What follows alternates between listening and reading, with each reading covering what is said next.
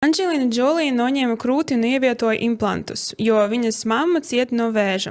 Ko jūs par to domājat?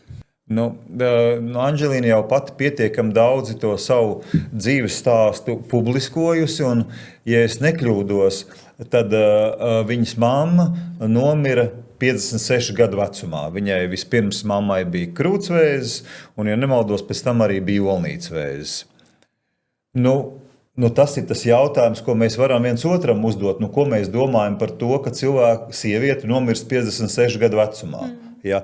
Vai tas mūs apmierina? Ja? Vai tomēr mēs gribam darīt kaut ko, lai tā nenotiktu? Jā, bet vai jūs varētu ieteikt sievietēm ar ģenētisko vēža mantojumu darīt to pašu?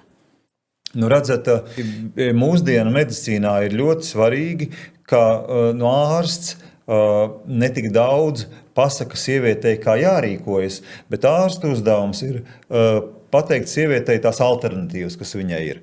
Un, arī Andželīnas Džolijas gadījumā, kādas viņai bija alternatīvas? Viņai bija viena alternatīva, ka viņa varēja, tad uzzinot, ka viņai ir šī izmaiņa gēnā, BRCA1 gēnā, lai kaut kā to krūts vēzi agrīni atklātu, viņi varēja taisīt krūšu magnetisko rezonanci reizi gadā, kas tad palīdzētu viņai šo krūts vēzi atklāt pirmajā stadijā.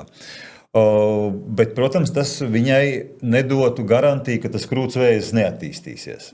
Un otra alternatīva bija veikt šo profilaktisko operāciju, kad tos krūts audus izņem laukā, ka viņi te pa 95% samazina to risku, ka tas krūts vēzis vispār attīstīsies, bet tajā pašā laikā viņai nav savi krūts audi, viņai ir implanti. Tā kā katrai lietai plusi un mīnusi, viņa izlēma tā.